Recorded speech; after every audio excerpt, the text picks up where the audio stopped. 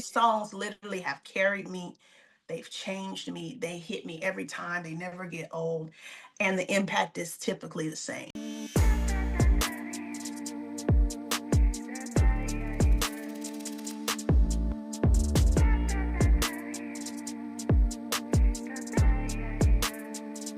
Welcome to Message Reveal. Message Reveal identifies a vibe, a message, or a story told through lyrics of a song. Yes, yes, yes. And you guys, you know how I do. If you rock with me every Monday, you know how I do this. And if you're new to my platform, please subscribe and find out what Message Reveal is all about. Now, as I say all the time, I tell you a few things about my special guest, and I only mean a few. And let's get started. Let's dive in.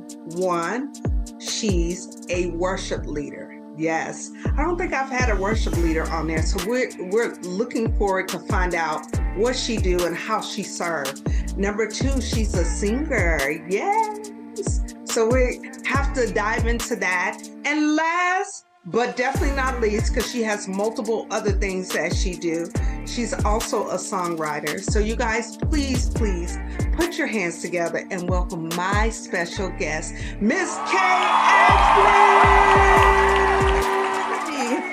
I like the roundabout. Cover all the angles. Come on. Yeah. Hi, friends. Hi, everybody. Hi. How are you, my dear? Listen, I am doing so good. I got to play pickleball today. Listen, I'm on that pickleball. I'm moving my body, and it's just been wonderful. That's amazing. That is amazing. I just want to say to you and to the world, anytime anyone take time out of their Friday to come sit with me and explore, I totally appreciate it. So I want the world to know. Thank you. Yes, my pleasure. I'm ready. So let's get down to business. I'm just going to be transparent. I met you, or before I even met you, I was at the Springs Preserve and you came on stage, and I feel like you brought not just you physically, you brought the Holy Spirit, you brought angels, and you said, okay, I'm good. And your smile, I was way in the back, and your smile was so big and so vivid as you played the guitar. I didn't mention that in the introduction, but it was so beautiful. And I said, oh my gosh, as I always do, once I spot someone, I said, God, let me be able to interview her, and left it at that. Not knowing you was coming down that aisle. Hallema, I wasn't coming, love. I just need you to know I was not coming that way. Under no circumstances was I coming that way. So we can get into that, but I definitely was not coming that way. No, ma'am. What? I had already decided. Well, okay, that was the Holy Spirit working for both our good. How about that? Yes. Oh my gosh. So anyway, I say all that. You did a beautiful performance. The crowd definitely received what you were giving, which was love through your music. Tell me a little bit about yourself and who you are. Yes, well, it was something strange happened when you were talking, because I felt overwhelmed with emotion as you were saying what you were saying. Overwhelmed because for several reasons. Just the perspective when you are looking out at your audience, participants, listeners, whatever you want to call them, you can't gauge what their stillness is about. You can't gauge what their flat face is about. You can't gauge what the folded arm, because literally, as a worship leader, I have to just lock in to the Lord. I literally cannot process faces and body language. I can't overthink it, because I would run off the platform. Okay. I would pack up my little stuff and just get on about my business, but when you said what you said, I'm like, God, it didn't. I know what I feel when I'm singing to the Lord, right? But I just can't imagine that that's how that came off. Especially, it's just teaching me not to get so caught up in what I think people are perceiving. Mm-hmm, mm-hmm. Right? I'm glad that you said that. I had a guest on, I think 2 episodes ago, and she's a professional singer. And we talked about that very moment where she has put on performance and she said, looking at people' actual face, she thought she did a horrible job. And she was like, they're like, oh, professing their love and what she did. So, what she understood and what she conveyed to me, some people are just flat faced. Some people, I'm the type like, yes, I feel you. Woo, woo. That's just Yeah. me naturally. Yeah. But she said she had to understand that everybody process very, very different. Yes. And then I have to remember I pray for people to experience God. Mm, So I can't be mad if he's somehow touching them and their response is like they're thinking through it and they're wondering like what's happening with me and in me. And if they're processing with the Lord, I can't try to manage how that looks, if that makes yes. sense. Oh, absolutely, it Yeah, does. But the beautiful thing about what God does, He teaches both of us at the same time. So we're there getting the experience, but you're also delivering the experience and getting the experience on the back end. And sure. we know experience, enough of it turns to wisdom. And the wisdom now can be shared with multiple people. Yes. Yes, yes. So I feel like I'm way off your question. What was your original question? Because you didn't got me all emotional and stuff. Like, You know, well, I'm about to cry. sorry, I didn't mean to do that. But whatever the question is, we're going to move on. Um, Tell me, just how did you get involved with coming to the Springs Preserve to eat, and talk a little bit about the song that you selected? Okay, so it's funny. I've known the people over the Springs Preserve, that portion where they are responsible for the talent. Mm-hmm. I've known that, the individual who was over that for many, many years, and she retired. And the individual who replaced them, I know them as well. So it's very interesting. So this was actually my first year being invited. Um, and so I didn't really know what to expect. And I he called out of the blue, "Hey, what do you think about this?" Absolutely. So I just kind of agreed right away, and then got nervous, and then got it together. But because we have history, we've known each other for years. It was just one of those. It was like a no-brainer kind of yes. Mm-hmm. And so someone I've known for a long time just reached out randomly. It shocked me because we don't talk on the regular. We love each other. We'll interact here and there on social media, but we don't see each other a lot. So for me to even be on his mind to invite me kind of shocked me. So that's where that came from. And I picked the songs that ministered to me. I know it might sound a little selfish, but these songs won't leave me. And sometimes, because I'm a creative, sometimes I want to go, oh, let's build a whole new set list and let's do this and what about this? And I over process and I start to think about what people might want to hear. And the Lord, He brings me back every time. And these are not my songs that I'm singing necessarily. And He said, Kate, if you were an artist, if you were, hypothetically, say Tasha Cobb, Mm. when Tasha show up, she have to sing certain songs. Mm-hmm. I don't care how many cities you've been to. Oh, you gonna sing some breaking every chain, and you gonna sing some. Girl, You understand? Like there are certain songs that her following are absolutely gonna want to hear, no matter where she shows up. yes. So that's how I coach myself in not feeling like, oh, you're doing the same set everywhere, Yeah, But these songs literally have carried me. They've changed me. They hit me every time. They never get old, and the impact is typically the same with other people from the feedback I get. So. that's wonderful. I just previously interviewed a young lady, and she actually told me the same thing, that she picks songs for her. Mm, And those songs for her resonates with the audience. And I said to her, and I will say it again, that whatever comes from the heart penetrates and goes to the heart. And yeah. I think that is something that we have gotten away from. I do think we should, be able to cater to our audience like, oh, I know they like this. But if Mhm. you and the Holy Spirit and God, source, however you believe, say, no, you're supposed to play this song and sing this song, baby, you better go with it. Yeah. Yep. So I just settled it. I said, well, Lord, if you have me singing this for the next 10 years, everywhere I show up, I'm good with that because it feels authentic. Hmm. It's real for me.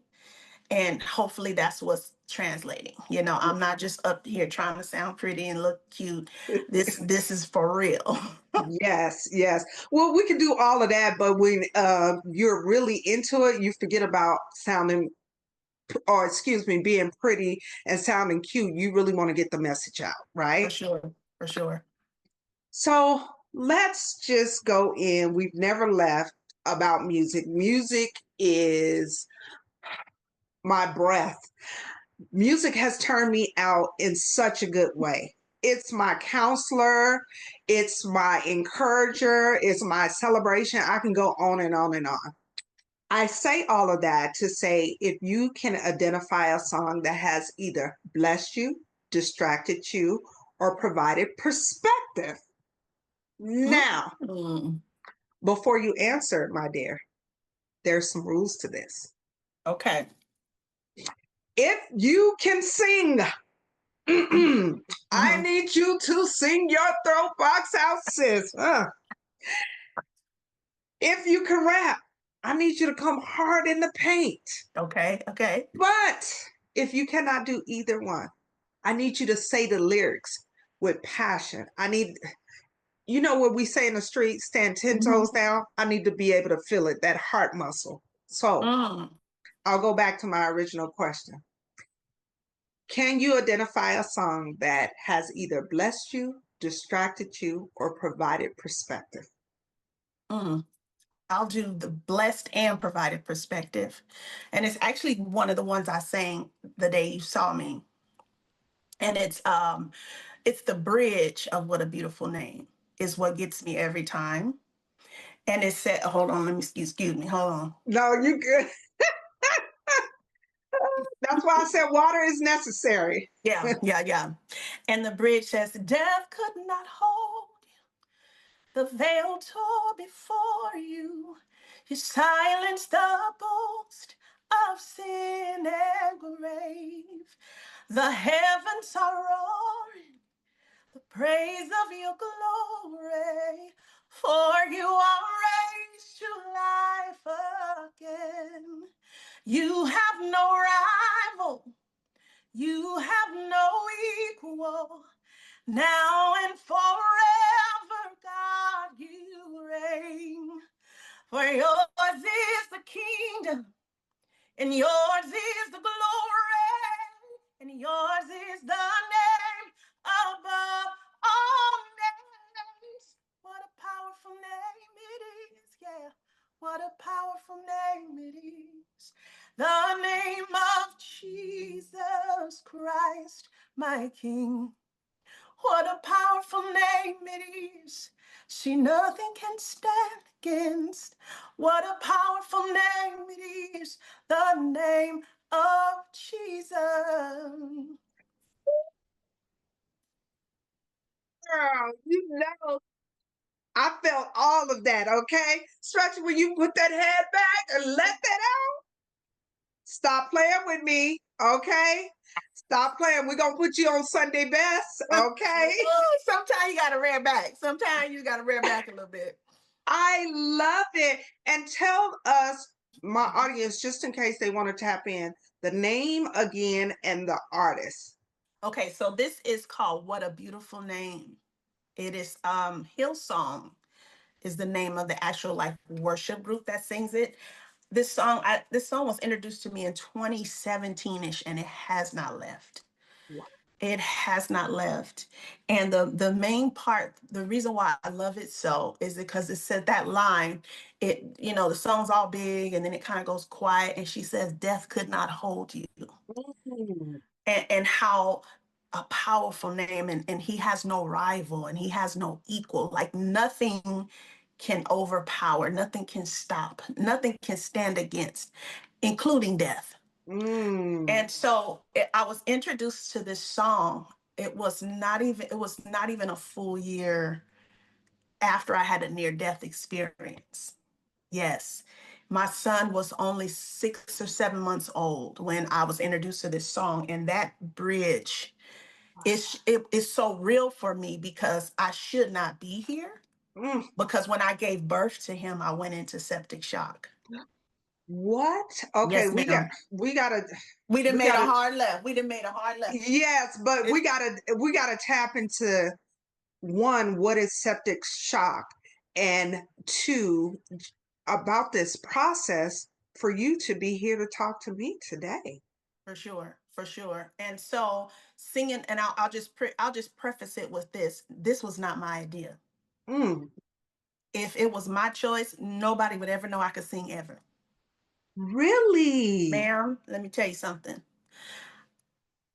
People would find out that I could sing on accident because I'll do it unconsciously. It's like breathing, it's like our air. It's so I would get caught singing. So I and I was saying so much at home because I think you know how some autistic kids they stim, Yes. they have a way to stim, it soothes Hmm. them, right? Hmm. Everybody has their way to regulate themselves. And I think looking back on it, singing was my way. Wow. And my mother she would be like, baby, please, can you give me a moment? I would get in trouble for singing too much. Like, can you just give mama a minute? Like, So that was your self-soothing process. it had to be. Looking back on it, it had to be because I sang if I wasn't dancing, I was singing, and if I was doing both, making up routines, combining them, right? And so that's how much I was singing unconsciously. And my poor mother, but she could hear me sing, so she realized I had a gift early on. And she would try to get me to sing for people and put me in front of producers and stuff. Girl, I'd be like the WD frog, like get somebody else to do it. You would not do it? And my mom, and I didn't play with my mom. Okay. She wasn't the type to play with, you know. She Wow. was a wonderful woman, but you didn't play. I knew not to play with. Okay. And for and for her to tell me to do something and me not do it, you had to know That how I was more terrified to sing. Yes, she couldn't, there was nothing she could do for me to get me to open up and do that. No, ma'am. wow. You No, know, ma'am. we have pause moments, and I'm just going to pause for a minute to tell you I have an invisible pew.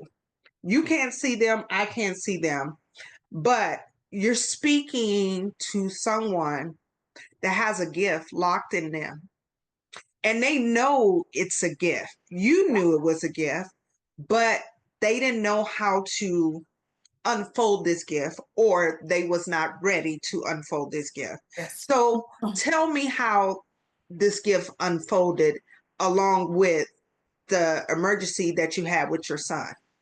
Okay, so um, I'm around 23 years old. The Lord just called me to Himself through a friend. I knew about the Lord. I knew of God most of my life because my father's parents were pastors. They had their own church. My mother's parents held church in their living room.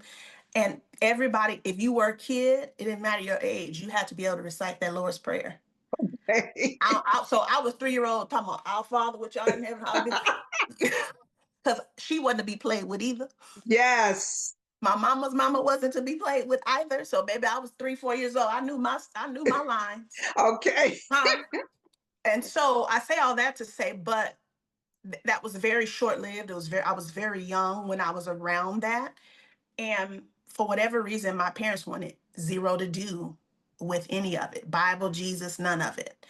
And through some friends, the Lord had been touching me and calling me, and I knew it was Him, and I was kind of running. Mm. But 23 years old, I surrendered to Him. And from that moment, He began to say, what you are. He began to deal with me not wanting to use my gift. Mm. He began to touch that. And because I was surrendered to Him, I let Him. You know, I could have run some more, but I knew, I was like, okay, it's time to. So I had to do it afraid for 17 years. Wait, wait, wait, wait. This is Yes, another ma'am. pause Yes, ma'am. moment. Huh? She is talking to someone. She said she had to do it afraid For 17 years. So doing it afraid, meaning you still push through the nerves. You Ma'am, still push through the anxiety. You said, okay, I still have to do this because it is a gift. and it was awful, Halima. When I say it wasn't just regular nerves, I was visibly the microphone. I was visibly trembling. I couldn't sleep all week if I knew I had a solo. Like it wasn't just no regular, oh, I'm a little nervous and I'm in front of people. No, it was full blown anxiety attack type situation. So how did you, over those years, learn to master that or come up with something that would balance your nerves? It's funny because it never really balanced until after I passed away shortly. Yeah, so that septic shock is essentially, so all those years I'm just obeying God like this every week. And but in the same time, I'm like, Lord, you have to help me because they shoving this microphone. And no, I would switch churches and everything. Oh my And so, girl, gosh. and that microphone will find its way back in my hand. I'm like, how did this get here? God, keep giving it to you, keep giving it to Girl, you. I Oh, promise you, I was ducking and dodging and I would on purpose not tell anybody. In some kind of way, that doggone mic end up in my hand. wow. And so I finally just surrendered to it. But I'm crying out because it's horrible. It's like being in pain and you just want to be relieved of it. And Mm, and I'm like, Lord, you have to help me. Like I want to be obedient. I want to please you and all these things, but you have to help me. okay, And I cried out for help for close to 17 years. And he brought help in the way that I never expected. let's talk about that. So I ended up getting remarried.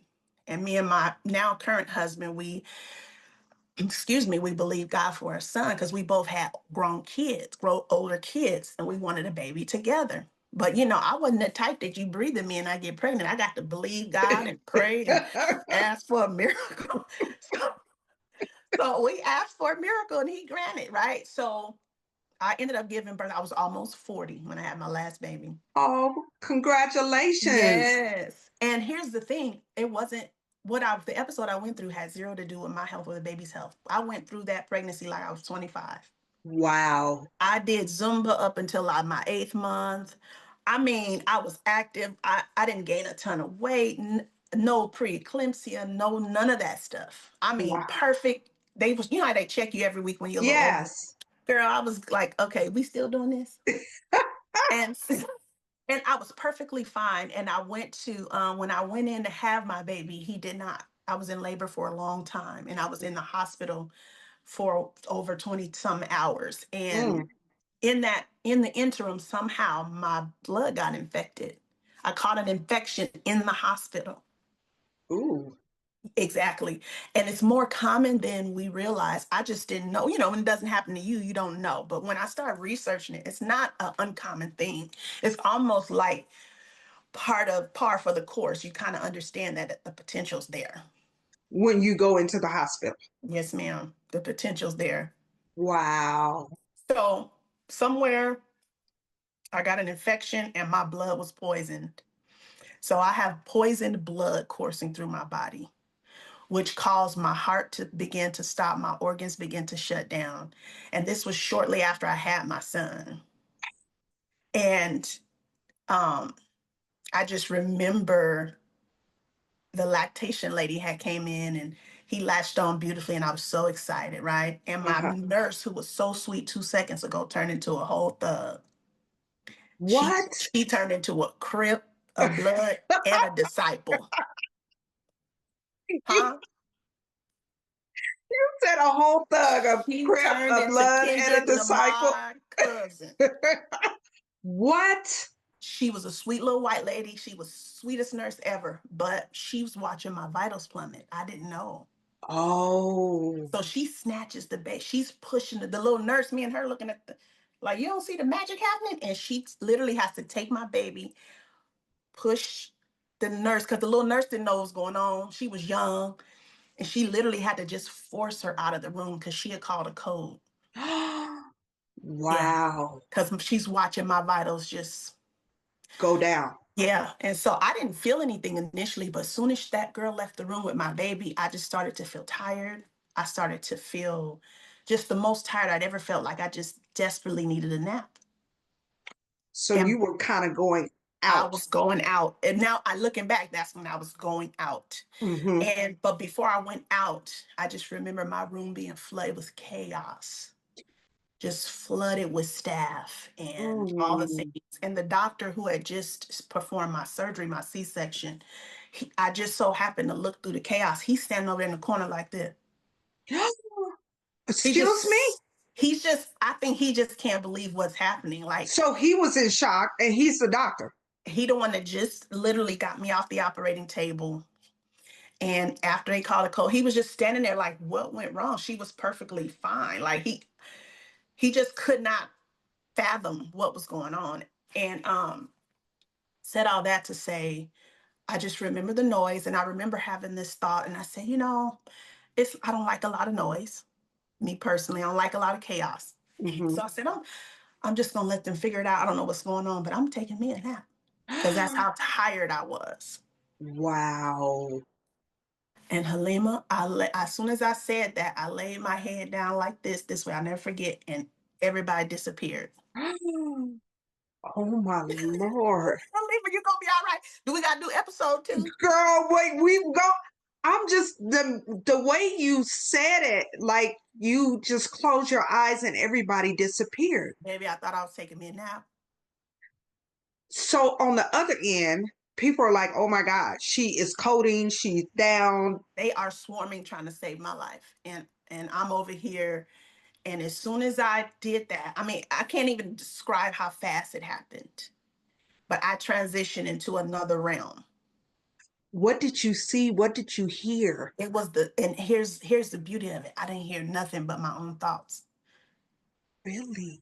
It was the level of peace. It was so thick and so it sounds weird to say peace was overwhelming, but it was so peaceful, Halima, that I didn't think about my mother. I didn't think about the chaos. I didn't think about my husband, my baby, none of them. Wow.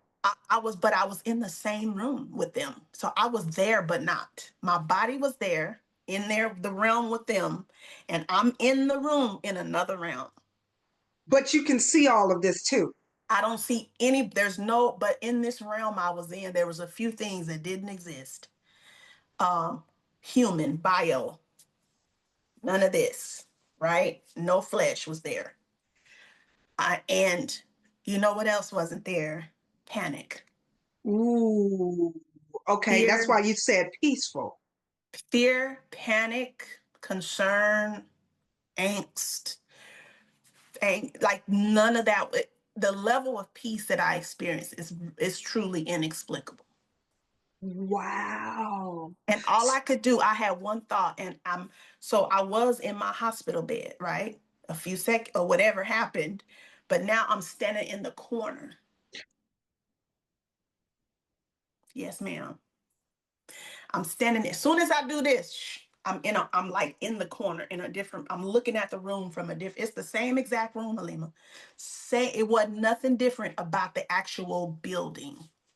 So you literally, and this is just me processing from my point of view, Okay. you step outside of your body. Pretty much. Except when I stepped out, I couldn't see my body or any other bodies anymore. Wow. Yeah. But So you knew what you were in the room. I knew I was in the same room, same setup, same everything. Wow. So do you feel like this was a long time or short time, or you just have no process of time? That's a great question because that's an excellent question because my husband said once he said this one nurse had to be an angel. So this is his perspective. He said, babe, she had to be sent from the Lord. He said, because them people were standing around looking like they didn't know what to do. Wow. All that staff that had swarmed in that room, he said they were dumbfounded. And they were confused, and they was looking like that doctor in the corner, but they was just scrambling around. And he said, out of nowhere, he said, this nurse looked like she kicked the door open. and start Wow. and start barking orders. Like, you do this, boom, get this, bow, like running the show. You girl, you know that was somebody sent, okay? And he said, I don't know where she came from. She just bust in there and start running the show. He said, because everybody was clueless. He said, you'd have passed away had she not shown up. Wow. Wow. But I say all that to say, after all of, so my moment feels like maybe 60 seconds max, 90 seconds max. Hmm. He said it took Wait, him, you said, let me confirm. You said clarify, seconds. clarify, a minute and a half max. You hear me? Um, but he said it took him 30 minutes to stabilize me. Oh my gosh. Yeah. So from thinking, so having my baby on my breast, getting him snatched off, watching him walk out the door, feeling tired, feeling like I need a nap, thinking I'm taking a nap. I have this experience where I'm looking around this hospital room and all I can think of is I had one thought. So I had my conscious thought and I just was like, it's peaceful. Wow. I kept saying, wow, it's so peaceful. That's all I said, over and over, because it was like, it was all, I was in awe. Like I couldn't think of anything else. And I'm just looking around the room and I'm like, wow. I'm just remember doing that. And then I see my hospital bed. I noticed there's this mist. Uh-huh, uh-huh, uh-huh. There's this mist, but it has the most beautiful little like intermittent sparkly things going on in it. And Mm. it's just rising slow like this from my bed. Just rising, just like that, taking its time, but it's rising up toward the ceiling. What? And I look over there and I'm admiring the beauty of it. I was like, wow, that's so pretty, right? So it gets your attention. It got my, so it just like showed up. It was weird because at first I didn't notice it. And as I'm just looking around, then I noticed, I was like, oh, wow, that's so pretty. And I'm like, I'm in awe of it as well. And I'm noticing it's rising into the ceiling. And in my nowhere, I knew someone was passing away. And I remember thinking, oh, somebody's, I say it just because remember, there's no panic in this realm Oh, wherever I'm okay. at. Okay. And I just very matter of fact said, oh, somebody passing away. Just like that. Wow. Just like This, that. wow. Yeah. I was like, oh, somebody passing away. Like I was like, oh, okay, yeah. Oh, shopping And cart. Somebody left their shopping cart. It was like very just matter of fact. matter of fact. Wow. And all the time, all this chaos is still going on. And you're in this, again, this peaceful bliss that's taking your time, analyzing or looking at things, but it's still ultimate peace. It's still very gentle, very quiet. And your mind is not on your family in any capacity. You're just like, almost like floating, as they would say. That experience made me realize we never really experienced quiet. Really? Wow. That made me realize, oh, we never really get quiet like that. That was quiet. That was peace. That was quiet. We never. I'm at home by myself, Halima, a lot of times, and I'll put my noise cancel earphones on, trying to get back to that space, just because just trying to get as close as possible. We just never experienced quiet. I don't know. I Wow. don't know what other way to say it. Wow. So it's like you experience it and you always want to find that moment or Yeah. that area of what you experience. Yeah, because when you have an experience, you can't unsee stuff. You can't Yes. unexperience it, right? And Yes. so that's just always. I just wonder why now. I have to work to make sure I engage because I just want to Hmm. be alone. Hmm. I want to be in the most quiet I can possibly get in. And I Mm. love people. I'm very social. I'm very outgoing. I don't meet strangers. But also since that experience, I need a lot of recharge time. I need a lot of quiet as possible, as quiet as I can get it. I don't think anything is wrong with that. I think because of your experience, you were able to, you're familiar with the word duality. Mm-hmm. Mm-hmm. And I feel like one half of you remembers that and wants to be in that peace, but the other half also know you have an assignment here Yeah. physically Yeah. and you have to acclimate to that. So I still applaud you with saying when I have the opportunity to get quiet, I get quiet because I think it's a beauty in that. We get to Yeah. really find out who we are. Yeah. So to put it all together, once you came to, that was the catalyst for you to leave the nerves behind. Well, yes, and that's great because that leads into that. So I have this moment which feels like 90 seconds to me, but it took them 30 minutes. So I have the moment, and from there, from that peaceful space, I wake up in ICU. Oh Yeah. my gosh. I wake up in ICU, but I got all this I got all this stuff attached to me. I got oxygen in my nose. And I'm just laying there, and I stay there for 5 days. I had to get 5 pints of blood. I had a doctor for every organ, because everything was affected. I have poison blood coursing through my body, so they have to check everything. They have to make sure everything is everything. And so I'm laying there with nothing to do but to think, and heal. And I start to realize the gravity of what happened as I'm laying there. All the doctors, like the doctors were coming to check on me, but they all came together. Everybody who was in that room, they came like a field trip. Yes, like look at the Yeah, miracle. I felt like a monument or something. They had a sack lunch and came to see, went to the Okay. museum. That's Oh, what it felt like. yes, the spirit was giving you, right? Because they probably was like, no, that couldn't happen. There's like, come in, we're going to all look at her together. Because I wasn't supposed to make it, and they know that. But not Wow. only, Hallema, did I make it, I didn't have any effects. As far as I know, two women who went into septic shock, and personally, and one of them went in, have her baby just like I did, healthy, normal, came out with no limbs. They had to cut every limb off her body to. Wait, wait, wait, wait. Yes, ma'am. Yes, ma'am. You hearing correctly? Yes, she went in perfectly healthy and came out. Her limbs were cut up to the joints. So the joint of her arms and like at her kneecaps. Because they had to do that to save her life. And another young lady I know, same thing, went in some kind of septic poisoning type situation, and she never got out of the hospital bed. She was in the hospital bed from 2010 till I did her funeral, actually, the early 2023. Where we at? Yeah, early 2023. Wow. Do She was you, in the hospital bed. That's how devastated her body was. you So know, I need to just say this. I don't think you know how chosen you are. Not to say anything to, but for you, and I get you're telling your story, but how I'm processing is God said, no matter what was going on, I have an assignment for you that you must complete until I say it's time. Because the simple fact that you said, I was just going to close my eyes and go to sleep, that could have been the done end that was of it. it.